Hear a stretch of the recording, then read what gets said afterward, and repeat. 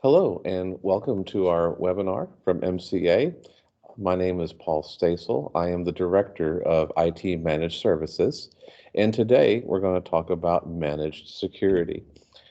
Today's webinar is about 30 minutes long, and I am going to overview all of the managed service offerings from MCA, but we're going to spotlight managed security as a service. I am going to explain the fundamentals of what information security is and give you the means for a self-assessment. And I'm always happy to answer questions.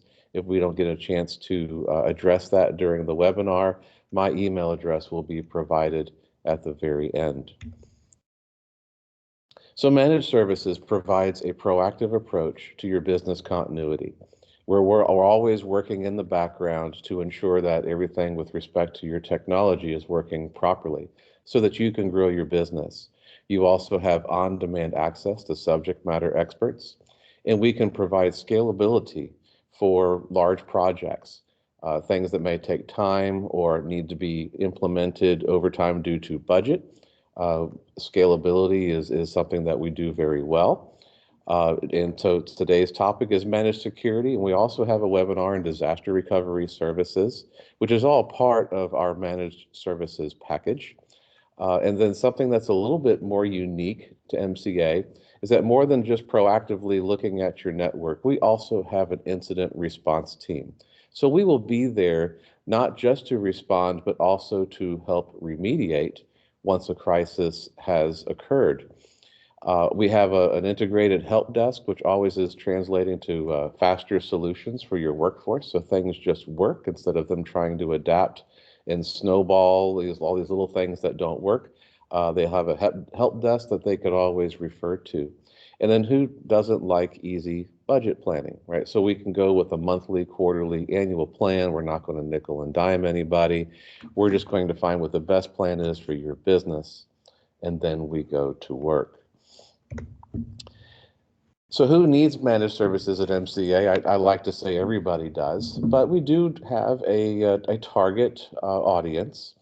So let's just take the example of either a hospital system or a university, where we have a top-level organization that provides facility management services along with the IT and security infrastructure, and they provide that to their smaller business units. So like in the case of a university, these smaller business units would be like the College of Education, the College of Ophthalmology, the College of Law, and so on. Well, each of those business units have unique needs. And when they try to get some of these needs fulfilled, they go back to their top level organization to say, hey, we need this done. And many times they're not able to fulfill that request because it's maybe highly specialized. It's not something that's within their wheelhouse. And so MCA finds ourselves right here in the middle where we can talk to those business unit managers and directors. We listen to the pain points and problems that they're trying to solve. And that's when we go to work. As an overview for all of our managed services, we have as a managed services or an MSP, a managed services provider. MCA is also an MSSP, a managed security services provider with that incident response team. We also perform managed backup and disaster recovery services. We will help you with your cloud products as well, whether you're using it for storage, legacy applications, click to run, Amazon Web Service, Azure, and we could also work with the Google Cloud platform as well, which is also getting to be more popular amongst our G Suite clients. Again, we have a help desk that's mostly remote, but we can also be on site. And we can help your business with that strategic planning. If you have a network refresh of some sort, or you want to grow your business a certain way, we can help design and implement that plan for you. And then one of my favorite things to do is a deliverables-based IT service. This is usually where when we are listening to these business managers and directors we listen to them and we find out what their pain points are, and we solve perhaps a complex problem, something like a hot potato that nobody wants to touch. We provide that deliverable to the client, which is often our foot in the door to sell some of these subscription-based services. So on to cybersecurity here. What is the goal of data protection and cybersecurity? We have to remember that there is a triad. And anytime you get on one of these webinars with me and I'm talking about data protection, disaster recovery, backup, all of these things, all has to do with the triad of information security.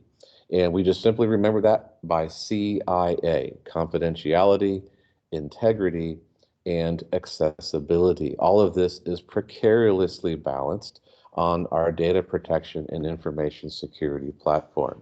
So that is always going to be the goal in everything that we do. We can't just have one or two out of three. You got to have all three, or you just simply don't have your data.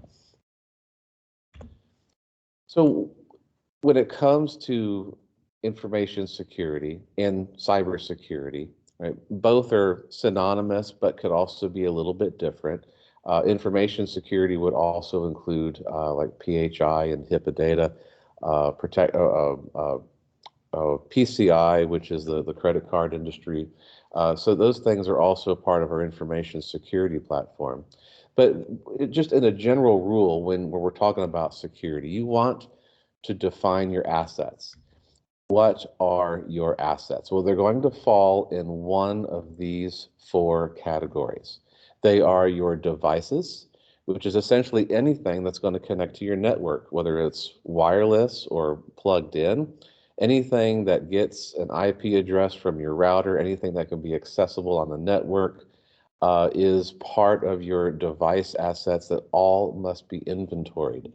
And when I say inventoried, I mean a very specific inventory, not just a general thing where we have 250 laptops and 25 of these, and so you need to have a very specific list of what asset is assigned to what person, what apps that run on it, and so on. So you have your devices, your apps, your software, the data, and your people, right? Our people are our greatest asset to protect.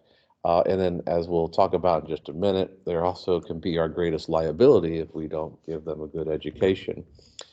So once you have your assets defined, you need to learn what the threats are out there. Ransomware, you hear about this all the time in the news. It is not going away, and it is just continuously growing. In short, ransomware is when a threat actor, that's what we call a bad guy, somehow gains access to your network and data, and then locks everything up, encrypts it, and then puts a message up on the screen that says, if you want your data back, you're going to have to pay this amount of money in Bitcoin to that address. Normally, that amount is somewhere in the thousands of dollars. These guys are very clever. They get in there, and they are often infiltrating your network for weeks and months before they actually drop their payload, because they're learning about your business. They're going to find the data that's going to hurt the most.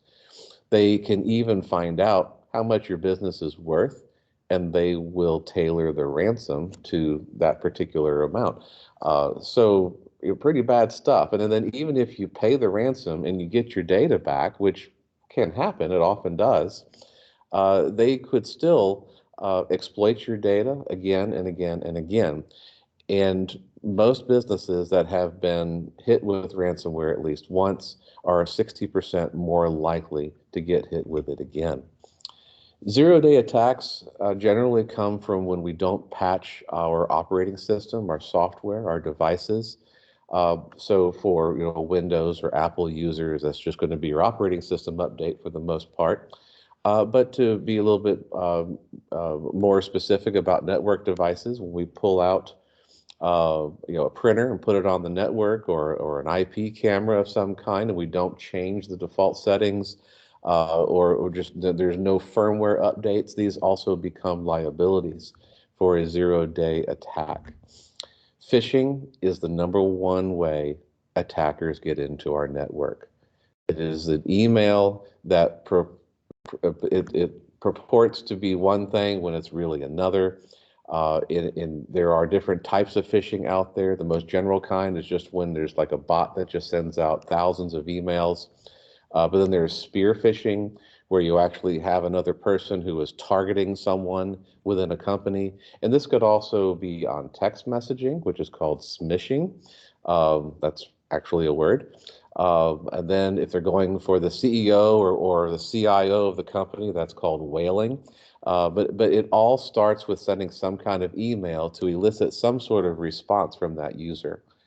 And we have to educate our users to avoid phishing. It's actually pretty easy to avoid phishing attacks, though the bigger challenge is to continuously remind our users about them and to not be apathetic about reading emails. Identity theft is also something that's really it's just been on the rise. Um, if you, for instance, have an access card that gets you into a building, or perhaps you use a credit card to tap on the gas pump to pay, these are additional ways that threat actors are able to get information and use it to steal your identity. There are many other different types of threats out there, but these are the principal categories that you would want to focus on. So after you've identified or learned about what risks are, you have to now assess what the potential damage is going to be to your assets. So the question is, which of these potential threats have the greatest likelihood of damaging your assets, right? This is something that you need to figure out to some degree. Of course, we're happy to help you with that. But just as an example, if your workforce is mostly remote and you don't really have a physical location, then you're probably not too concerned about the physical security of things as much as you would be to protect your VPN network or your cloud resources and such. So you have to look at how the business is actually conducting or being conducted, and then we start to work on those highest elements of risk first before we move on. In your assessment, you can ask yourself these questions. How do I know which threats to mitigate against? And what kind of trust issues are you going to have amongst your clients and workforce in the event of a breach? I mean, if credit card information got out somehow and you had to let your clients know about that, how willing are they going to be to do business with you again? Right? What technical questions do you even know to ask? Sometimes you just don't know what you don't know. Right. And again, it's where MCA can help out. We can give you a consultation and help you ask those questions amongst your staff and your trading partners. Um, so it does your current provider, if you happen to have a current provider, are they doing monitoring as well as remediation? A lot of folks just monitor and they'll let you know that you've had a breach or that you need to take some sort of action, but then it falls back on you again to take that action. And do you have people on staff that know what to do? So that's again why MCA has an incident response team, by the way, because we're able to respond and help remediate, whereas some other providers don't do that particular step. And so do you even know who to call when you have a breach? And so what is the cost of losing the ability to conduct business as usual? And this kind of goes into disaster recovery as well. In my disaster recovery webinar, I touch on the fact that most small businesses and mid-sized businesses can lose up to $2,000 per minute for downtime in the event of any type of disaster, but a cyber attack could be one of those things. And enterprise businesses can lose as much as $9,000 a minute or even more. So there is a serious ramification of being down. It's costing productivity as well as potential revenue. And also take into account, like I said before, do you have any protected health information or payment card industry that you're going to have to take all that into account as well as you are assessing your risks. And then once you've done that, what are the steps to mitigate them? Right. So you're going to find out what the highest probability of risk is first, and we're going to address those. But then you need to put out a plan. So the first step is to always write out a plan. Even before you pull the trigger on doing anything, putting out a plan is the very first step to a good mitigation effort. And you should execute the basics first. So if you have laptops and devices on your network that have not been updated with firmware, that would be the first thing to do. It's not going to cost you all that much, and it's going to give you a very high rate of return. So security patches, software updates, and the things like web content filtering, that's another very easy fix. Many businesses have web content filtering available to them through their commercial firewall or router, and maybe just don't even have it turned on or configured properly. So a lot of times you already have the tools, but they're not being used. Maybe you don't know that they're there, or you don't know how to configure them. But these are things that you would want to do first that would cost very little money. And then a bit of a longer term plan is that you write policies and implement controls to enforce those policies amongst your workforce. And you also do that through user awareness campaigns and proper training in how to use all the assets in your company. Automated technology is great, but it should always be considered as a safety net. So an automated process, for instance, may not keep all phishing emails out of a user's inbox.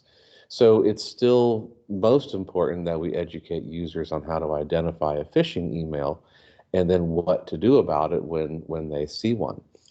And years ago, when you put an antivirus on your computer, that was typically like a one and done mentality. I've got antivirus now, I'm good. But that was so early 2000s. These days, antivirus is still important to a degree, but it is less relevant as far as a frontline means of defense. So when we are talking about security and antivirus, for instance, being one of that, we have to look in terms of layers of protection. All right, so again, on the slide here, I've got one side we have our bad stuff like the ransomware zero-day attacks. On the other side, we have our devices and our people. And so we have to put in layers of protection. We have a physical security, perhaps at a building with access control, video cameras and things like that in order to protect our physical assets. And we have firewalls and switches in place to help protect our network. And then we can have a hybrid server, which is on site and in the cloud for redundancy in case there's some sort of data loss or infiltration. And this does a pretty good job of covering our devices, our apps, and our data, right? So endpoint security software is part of that antivirus, right? So it's no longer called antivirus. Now it's called endpoint protection. And that also includes anti-ransomware algorithms and so on. So that goes really well to protecting our devices, our apps, and our data. And then when it comes to our people, we have a continuous effort for user awareness and training. So time to take a little bit of stock in what you are currently doing, right? So ask yourself, what is the ability to identify risk on a regular basis? The fact of the matter is that threats change very quickly. And it's not something that you can just commit to saying, well, once or twice a month or a year or a quarter, I'm going to take a look and see what the potential threats are out there and kind of reassess my security. It really needs to be done all the time. It's just a constant effort so that you are ready to mitigate any potential attacks. And what are you currently doing to protect your assets? You're probably doing something, right? But with that slide that just showed all the layers there a moment ago, do you think you need to do some more? And what ways do you currently have to detect a breach or other intrusions? And does your workforce know what to do if and when that were to happen? And then once a threat is identified, who on your team is going to remediate that process? Who are you going to call for that? Because if you have an endpoint security as a service or something like that, and you call them, you're probably going to find out they're not nearly as helpful as you would like for them to be, because it takes access to your network to actually mitigate, respond, and remediate these particular threats as they happen. So many of them are not going to be in a position where they can do that for you. And then, measuring success, right? How are you measuring success right now of your network? Do you have reporting from your router, from your security provider? Who do you have, or what do you have in the way of determining whether or not you're being successful in guarding your network? So here at MCA, we have a two-phase process for managing security for our clients. First and foremost, it starts with a full assessment of all your assets, your data, your devices, your software, your people. And we give you a deliverable that gives you a detailed report which is demonstratable, right? The detailed report is not going to be a bunch of tech talk or geek speak, but it will be, for the most part, in the vernacular or nomenclature of your own organization, because we'll be spending a lot of time talking to those within your organization to learn about how your business works so that we can provide a demonstratable format on what the vulnerabilities are on your network. We will give you a risk score, which will help you prioritize what to attack first, with a short-term and long-term action plan for implementation, and we will certainly show you how to measure success. So that's like an initial consultation that we do, and you can take this and run with it yourself, or you can help. We can help you with phase two of that, which would be the ongoing implementation, of course, of phase one, but then the continue proactive monitoring, and then we have a help desk and incident response team that can help with all of that ongoing elements of your security. So in short, when we're talking about internet security, right, you have those four steps where you're going to assess you're going to take stock of all your assets. You need to identify the threats or the risks. You have to assess your priorities to figure out which ones you're going to go after first, and then you have to implement a plan. MCA is very happy to help you get started with this. It is always free to talk to me. You can send an email to paul.stoessel@mcacomp.com. I'll be happy to spend time with you on the phone to help you get started, and then we can talk more about security and other services that MCA has to offer. Thank you so much for your attendance today at the webinar. I look forward to seeing you next time.